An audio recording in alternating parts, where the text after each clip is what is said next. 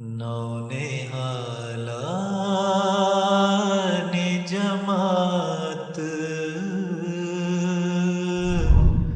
मुझे कुछ कहना है, पर है ये शर्त की जाए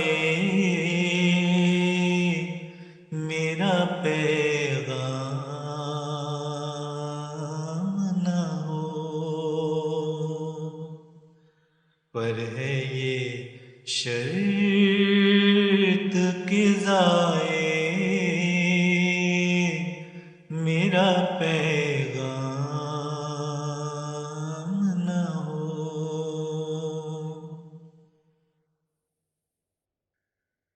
चाहता हूँ Beberapa kalangan tertentu menuduh bahwa pesatnya perkembangan Ahmadiyah saat ini adalah berkat dari dukungan negara Inggris. Bahkan lebih dari itu, mereka menuduh bahwa Ahmadiyah merupakan antek Inggris. Padahal tidaklah demikian. Perkembangan yang Ahmadiyah raih saat ini adalah semata-mata berkat pertolongan yang khas dari Allah Subhanahu wa Ta'ala. Dan atas karunia ilahi, segenap anggota Ahmadiyah di seluruh dunia bahu-membahu dengan penuh semangat untuk berkhidmat demi agama Islam. Meski mereka harus melakukan pengorbanan harta, waktu, kehormatan, bahkan jiwa dan raga.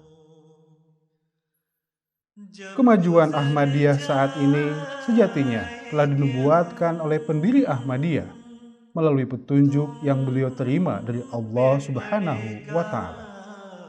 Bahkan pada saat beliau masih seorang diri dan belum memiliki seorang pengikut pun, beliau telah mengumumkan secara terbuka tentang kemajuan yang akan diraih ini. Bermula dari sebuah dusun terpencil di India, yakni Kadian, Hazrat Mirza Ghulam Ahmad alaihissalam memulai pengkhidmatannya dalam memuliakan agama Islam.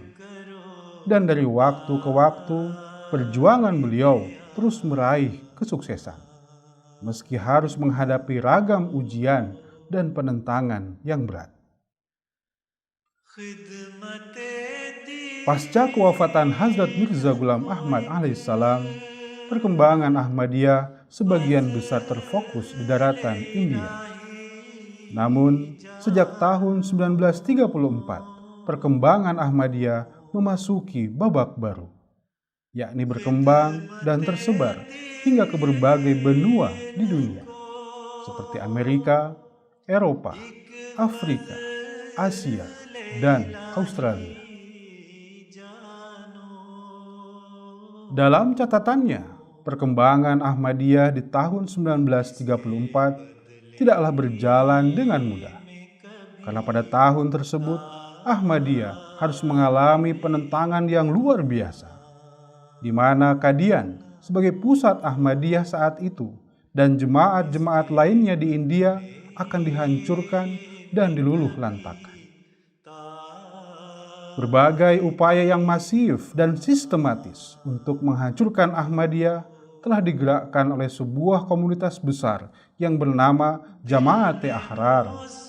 Dan dengan dukungan ratusan ulama besar India, Jamaat-e Ahrar di bawah pimpinan Ataullah Shah Bukhari terus melancarkan upaya penghancuran Ahmadiyah secara nasional saat itu. Para Ahmadi harus menghadapi fakta bahwa masjidnya dihancurkan, rumahnya dibakar, bahkan banyak dari warga Ahmadiyah yang kemudian disyahidkan. Atas gerakan penentangan yang biadab ini, Khalifah Ahmadiyah yang kedua, Hazrat Mirza Bashiruddin Mahmud Ahmad radhiyallahu ta'ala anhu bersabda, "Kelompok Ahrar telah menentang saya. Mereka mendapatkan dukungan yang besar dari beberapa pemerintahan tertentu. Dikarenakan saya telah diberi amanat untuk menjadi presiden Komite Kashmir. Beberapa negara bagian di India merasa bahwa kedinabisan Ahmadiyah harus dihentikan. karena dikhawatirkan Ahmadiyah akan berdiri untuk menyerang negara-negara bagian lainnya atau bahkan menyerang negara Kashmir sendiri. Oleh karena itu, kelompok Ahrar dimanfaatkan untuk menciptakan huru-hara besar di tahun 1934 dalam menentang kita. Lalu pada gilirannya, seluruh India pun akan turut menyerang Ahmadiyah. Berdiri di mimbar pada kesempatan khutbah Jumat, Hazrat Mirza Bashiruddin Mahmud Ahmad radhiyallahu ta'ala anhu kemudian menyerukan segenap Ahmadi agar jangan takut dan khawatir atas kesulitan yang tengah dihadapi. Karena Allah Subhanahu wa Ta'ala telah memberikan kabar kepada beliau bahwa beliau dan Jamaat Ahmadiyahlah yang akan tampil sebagai pemenang. Di hadapan para Ahmadi, Hazrat Mirza Bashiruddin Mahmud Ahmad radhiyallahu ta'ala anhu menyampaikan pesan penting bahwa dalam rangka menjawab dan menghadapi upaya penentangan ini, beliau akan mencanangkan sebuah gerakan khusus yang datang dari Allah Subhanahu wa Ta'ala. Dan untuk itu, beliau meminta agar setiap Ahmadi menyiapkan diri melalui 4 hal.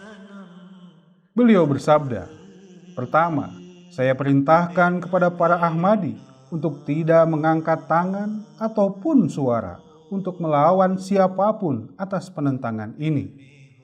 Meskipun jika mereka dicaci maki atau bahkan dipukul hingga mati, para Ahmadi tidak boleh menanggapinya dengan kekerasan.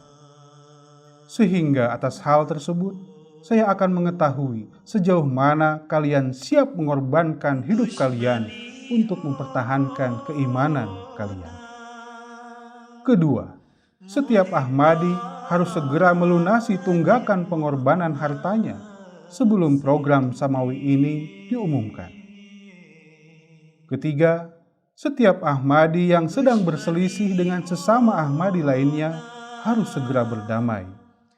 Keempat, jika sejumlah orang diminta untuk mewakafkan dirinya demi berkhidmat bagi agama Islam, maka mereka harus siap sedia. Beberapa minggu kemudian, Hazrat Mirza Bashiruddin Mahmud Ahmad radhiyallahu ta'ala anhu mengumumkan sebuah program Samawi sebagai jawaban dan reaksi atas penentangan yang tengah terjadi. Program ini kemudian diberi nama Tahrik Jadid. एक दफा फिर अपने दिल के खून इस कर्रना में भर दो। एक दफा फिर अपने दिल के खून इस कर्रना में भर दो कि अर्श के पांव भी लरज जाए। एक दफा फिर अपने दिल के खून इस कर्रना में भर दो कि अर्श के पांव भी लरज जाए और फरिश्ते भी कांप उठे, ताकि तुम्हारी दर्दनाक आवाजों और तुम्हारे नारे तकबीर और तुम्हारे नारे तशहीद शहादत तौहीद की वजह से खुदा ताला आसमान से जमीन पर आ जाए और फिर खुदा की बादशाह जमीन पर कायम हो।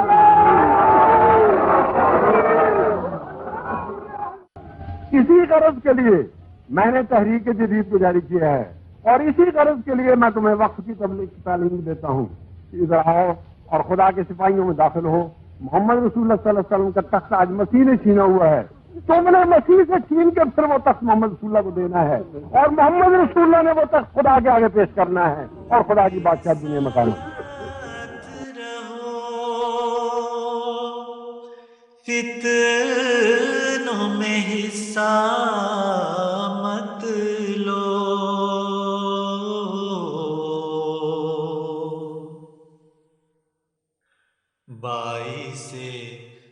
Beliau bersabda, selanjutnya saya akan membuat tuntutan tahap kedua kepada kalian dan hendak melihat pada tingkatan mana kalian dapat melaksanakannya. Setelah itu, saya akan melihat seberapa banyak dari antara kalian yang siap melakukan pengorbanan untuk program ini. Karena pengorbanan yang dilakukan oleh para Ahmadi hingga saat ini masih kurang jika dibandingkan dengan apa yang telah dilakukan oleh para pengikut Nabi Musa alaihissalam, pengikut Nabi Isa alaihissalam, bahkan sahabat Rasulullah sallallahu alaihi wasallam. Dan saya yakin bahwa jika para Ahmadi diperintah untuk berdakwah ke negara-negara yang jauh tanpa diberi uang 1 sen pun, pasti mereka akan segera melaksanakan perintah tersebut. Untuk memperluas dakwah Islam, saya meminta para pemuda untuk maju ke depan dan mempersembahkan hidup mereka untuk mengkhidmati agama Islam. Dan dengan karunia Allah Subhanahu wa Ta'ala, ribuan pemuda Ahmadi telah menyambut seruanku ini. Mereka nantinya hanya akan diberi uang sebesar 15 rupiah per bulan sebagai uang saku. Ini merupakan jumlah yang sangat sedikit untuk dapat memenuhi kebutuhan dasarnya, di mana bahkan orang-orang yang paling miskin sekalipun tidak akan sanggup untuk dapat hidup dengan uang 30 sampai 40 rupiah. Namun, meskipun demikian, saya yakin para pemuda ini akan sanggup melakukan perjuangan ke berbagai negara dalam menyebarkan dakwah Islam.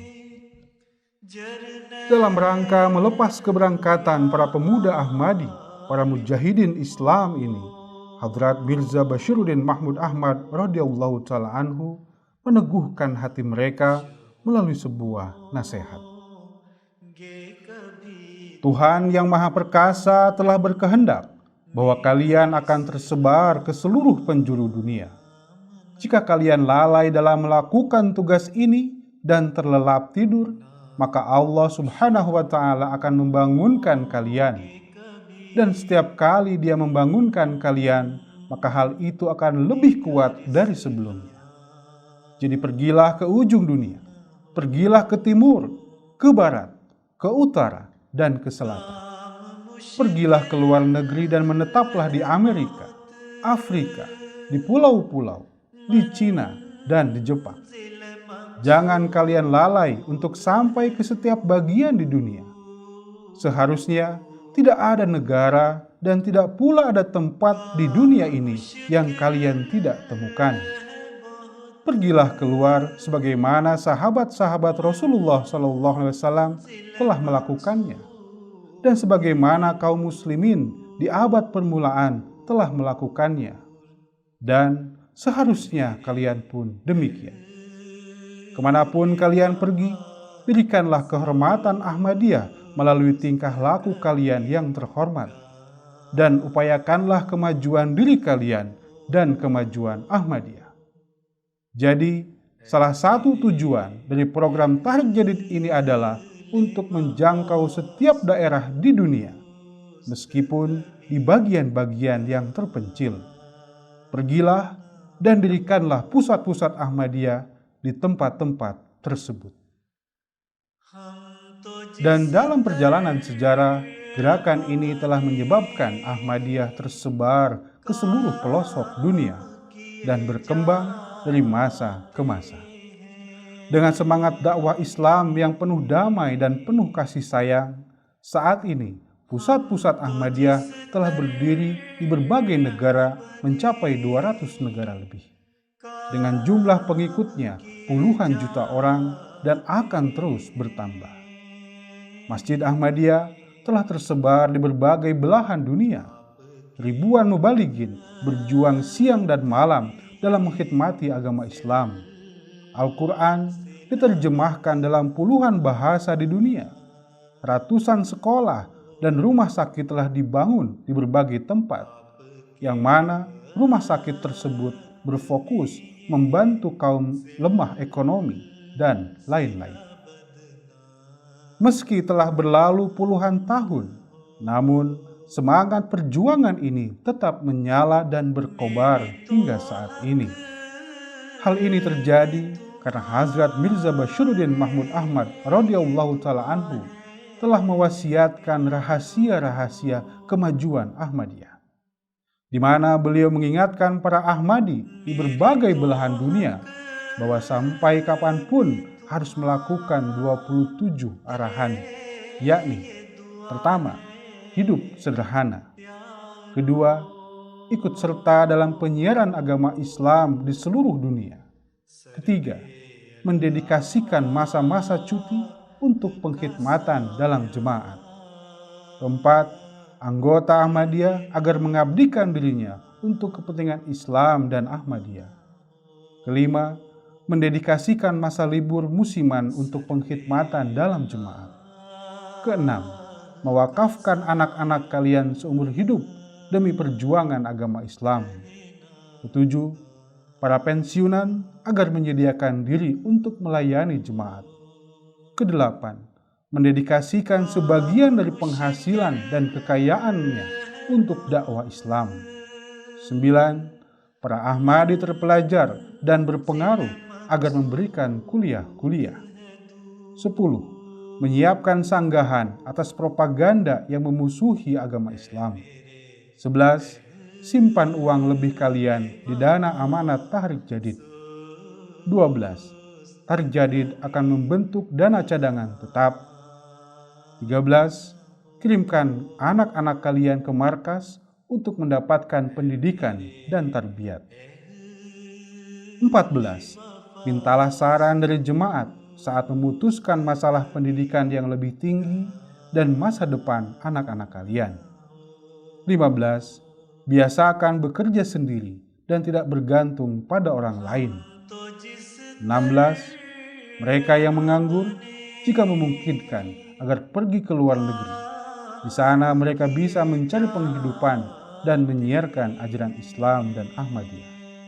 17. Mereka yang menganggur jangan ragu dalam menerima pekerjaan sekecil apapun. 18. Kembangkan kebudayaan Islam. 19. Kembangkan perilaku jujur dalam masyarakat. 20. Jagalah kebersihan jalan. 21. Lindungi hak-hak wanita. 22. Bentuklah perkumpulan seperti Hilful Fudul. 23. Bentuk Darul Qadha Ahmadiyah dan patuhi keputusannya. 24. Jika memungkinkan, para anggota hendaknya membangun rumah di markas. 25. Keluarkanlah pengorbanan uang untuk program tabligh khusus. 26. Para anggota hendaknya pergi ke berbagai bagian negeri menggunakan sepeda dan lakukan survei untuk prospek pertabligan. 27. Memanjatkan doa khusus agar usaha-usaha ini berhasil.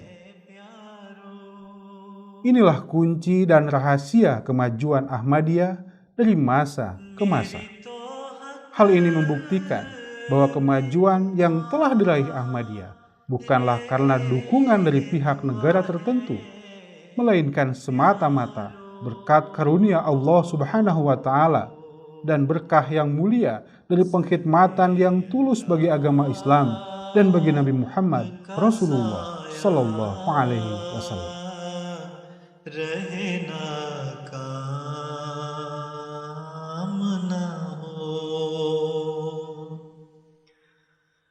Sir पे अल्लाह